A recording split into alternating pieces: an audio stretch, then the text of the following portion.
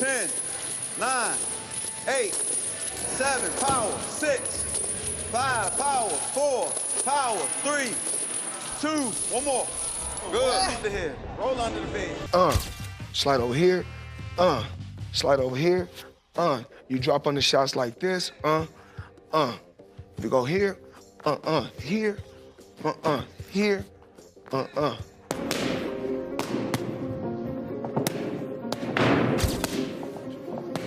If I get him where I need him to be, he's gonna sleep for sure. Soften him up. Then fry. Reports reveal that Floyd Mayweather has reunited with Gervonta Tank Davis for an intense training session ahead of Davis's highly anticipated fight against Jake Paul. Despite their past differences, the former champion seems committed to guiding Tank through the spotlight and helping him sharpen every aspect of his game. Fans, the real ones that know that this is no easy fight. He's very skilled, and I'm gonna go on the line and say this may be the most skillful person that Tank has faced thus far. I just don't want to look bad come fight night. My biggest fear has been embarrassed, especially in front of like all these people, like worldwide. Then you be like, come this mean for deck, like, you know? Like, I ain't got time for that. I'm not trying to go out get my butt kicked. Fans are buzzing about the reunion, seeing Mayweather's mentorship as a major advantage. His experience could prove crucial against an unpredictable opponent like Jake Paul. The renewed partnership has fueled speculation that this fight might be more serious and more dangerous than many first believed. They just want things right now. They want to see nothing but excitement. They want to be entertained. They don't want to pay a lot of money to come to a fight to watch two guys just jab, jab, jab, grab. Gervonta Davis has earned a reputation for pushing his limits in every camp, and this preparation is no exception. Footage and insider reports show him laser-focused on speed, precision, and explosive power. Coaches describe him as sharper than ever, moving with urgency but full control. His footwork glides effortlessly, allowing him to command the ring. Every drill, from angles to reaction timing and defensive maneuvers, shows Tank's relentless dedication. His mindset remains unchanged: stay ready, stay hungry, stay dangerous.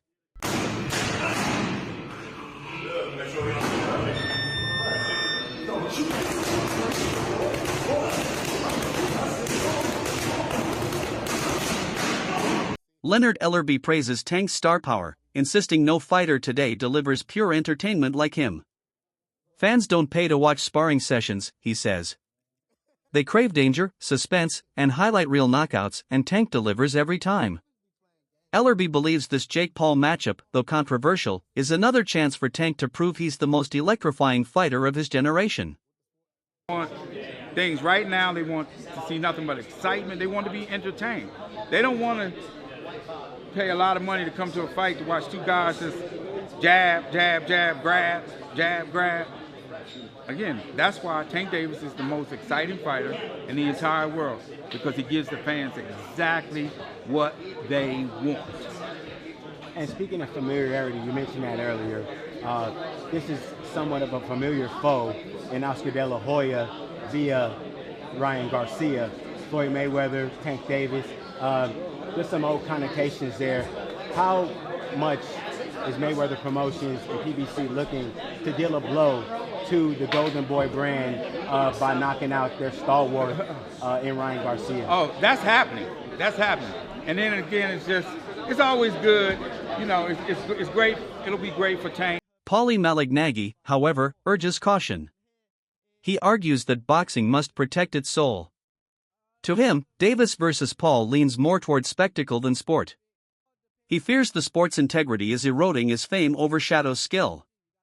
In conversations with Chris Algieri, Malignaggi warns that mismatches hurt boxing's credibility, calling for a renewed focus on elite, competitive matchups that honor the sport's legacy.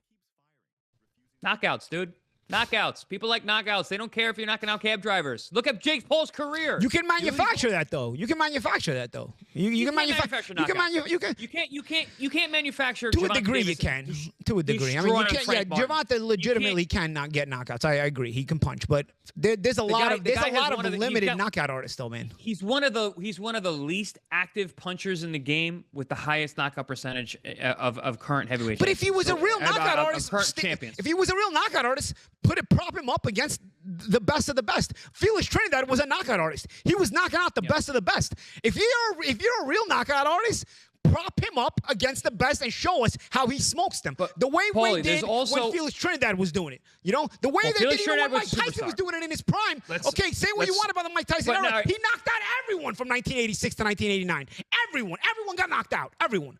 Well, by your standard, you could say that Tyson was to a degree manufactured. No, because he fought everyone that was there. Everyone that was there at that time fought. Teddy Ellis will 100% agree with this. With the expense of Witherspoon. That we're afraid of with the exception of Witherspoon. No, but they all doesn't matter. He knocked them all out. There was nobody you could say in that era except maybe Witherspoon, who had contract issues with King at the time.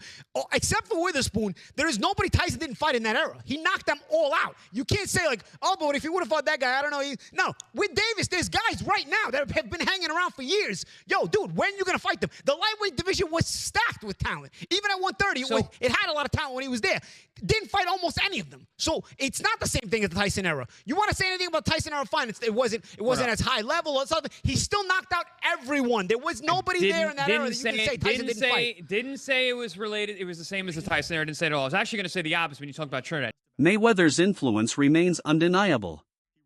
Analysts suggest rumors of him considering a fight with Tyson show that he still craves the spotlight. For Floyd, it's not about money anymore, it's about legacy control. Sharing headlines with Tank and Jake may have reignited that familiar competitive fire, reminding the world that Mayweather's name still commands global attention. Many celebrities and so many people that are known where you can get somebody and they can sell tickets to events. That's what kicked off the social media influence boxing that Jake Paul was birthed from. Now we're in a vacuum.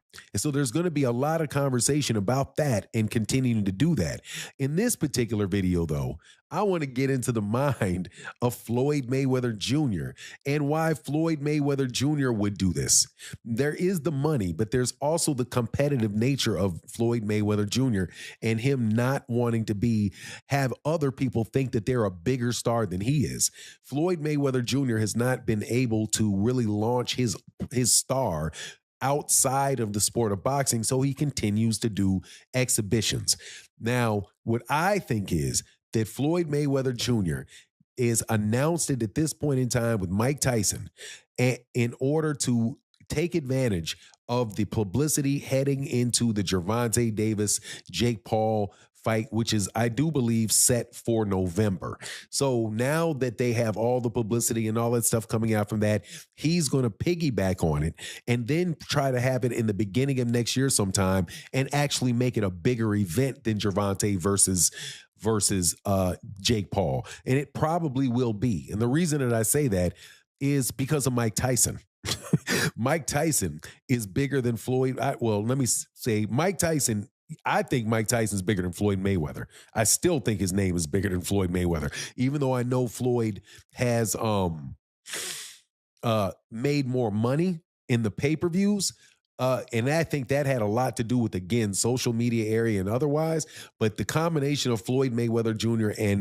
and Mike Tyson and the question about what is going to happen in that. Promoter Eddie Hearn agrees that while entertainment has its place, it cannot define boxing. He warns that if social media fame dictates world-class fights, the sport risks losing credibility. To him, Davis versus Paul is a crossover spectacle, fun and profitable, but questionable in sporting terms. Hearn insists boxing must stay true to its roots, built on rankings and competition, not viral hype. To a global business with investment and potential floats, and it's been a great challenge. Away from that, obviously the DAZN deal is up next year. Are those talks underway to extend, or are you looking elsewhere? What can you tell me? Yeah, no, they are. I mean, we're very happy with DAZN. I think what they've enabled us to do is to really have the global ambition and global strategy that I wanted and that was really a big part of my mindset moving forward in boxing.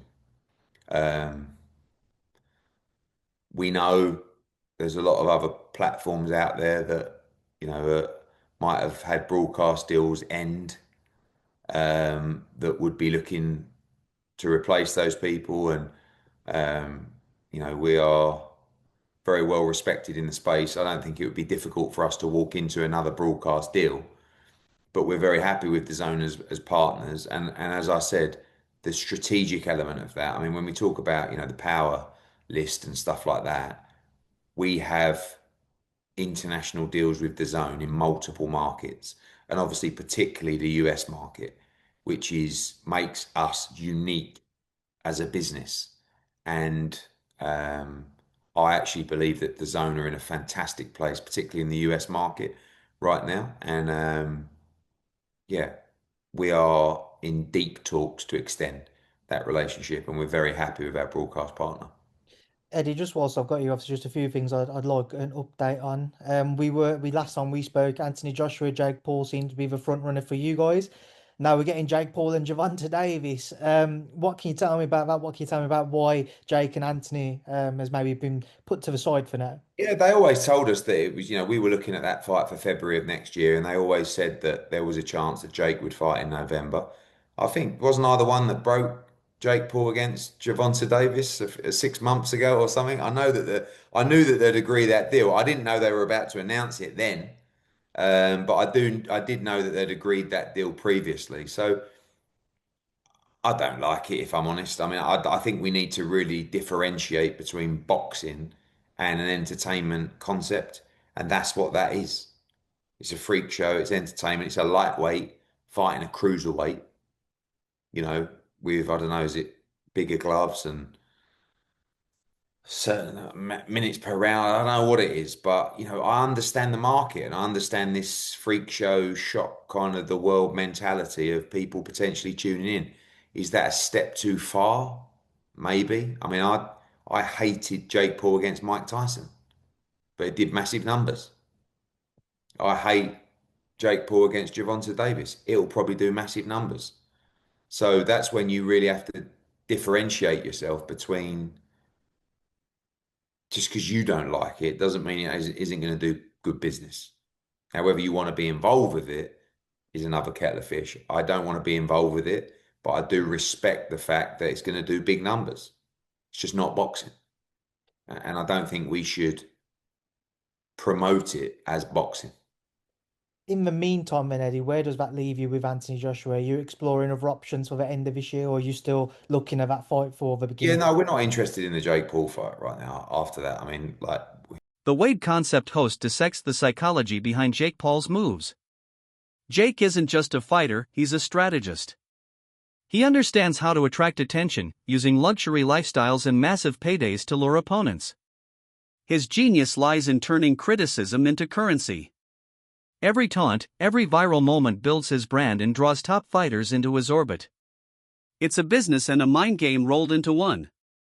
But also, and again, Jake's only been boxing for 5, 6, 7 years now. It isn't necessarily far-fetched to try to have his own advantages when trying to fight other boxers that have been far more experienced than him. But this one's a little too much, right? This one is crazy because of the massive weight difference.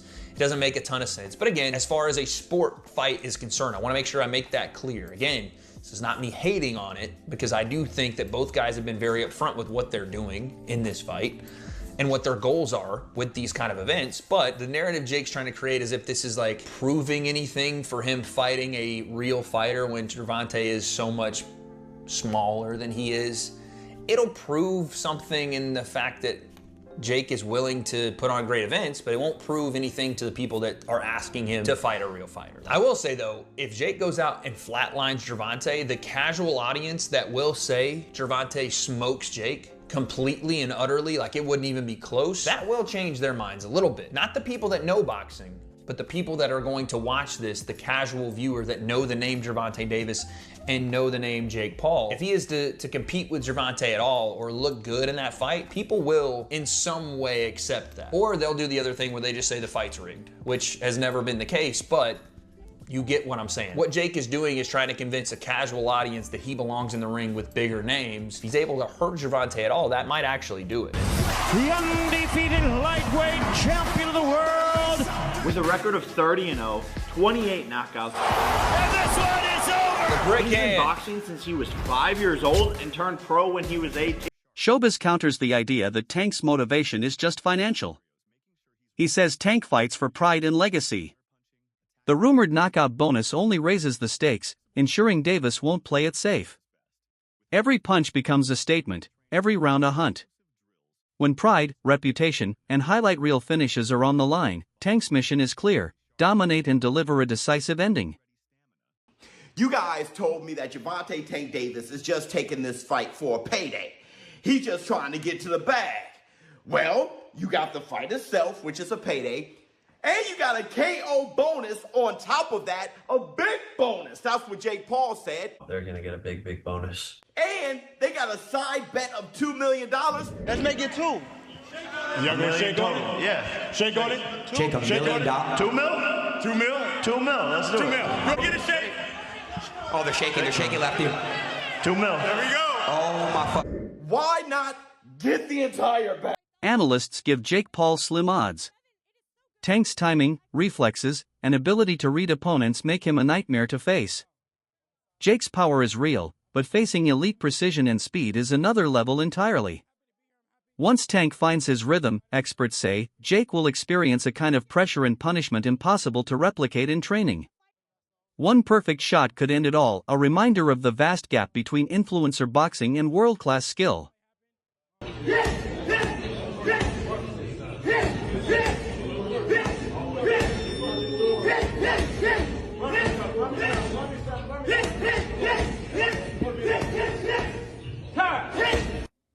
Tank Davis look crazy, bro. Chilaquiles.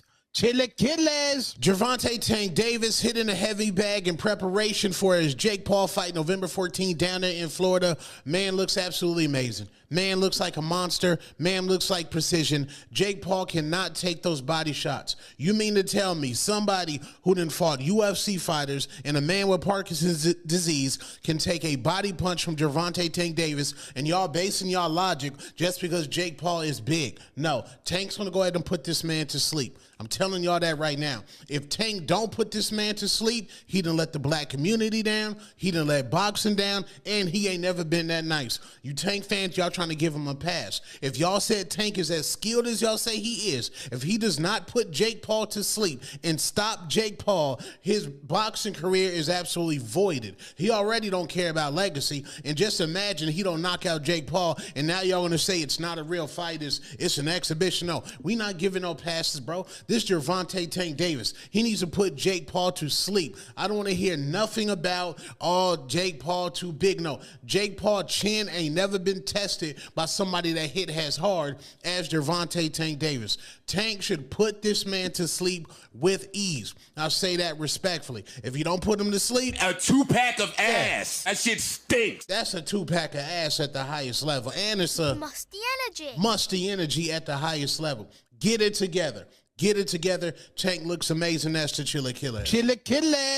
Chilaquiles. Boxing veteran Bernie Thaw dismisses the idea that Tank's motivation is about money. He's already made millions, Thaw says. Fans don't tune in for his paycheck, they tune in for the challenge. He believes true boxing thrives on danger, drama, and uncertainty, not paydays. The sport survives on thrilling battles that keep audiences guessing until the final bell. With Tank, and it's I kind of don't really care about the fight no more. Starting to lose a little steam. But I'm saying, I mean, if he stops Pitbull Cruz, right? I mean, don't you think that people would want to see, Lamont and Tank more due to the fact that, Tank had a hard time with Pitbull? No, I think people just want to see Tank versus Lamont because Lamont, he had a hard time with Lamont. It's just like Devin Haney and Ryan Garcia. People just like controversy. People just like, you know what I'm saying? So people like to see finished business. They don't want to leave it unfinished. And that's what the intrigue is. They want people want to see finished business. So, you know what I'm saying? I think that's the intrigue of the fight. And it doesn't make no sense why they taking so fucking a fight. Everybody keeps saying that,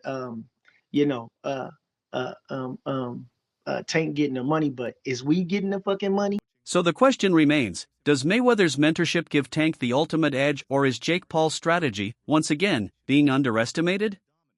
Share your thoughts in the comments below.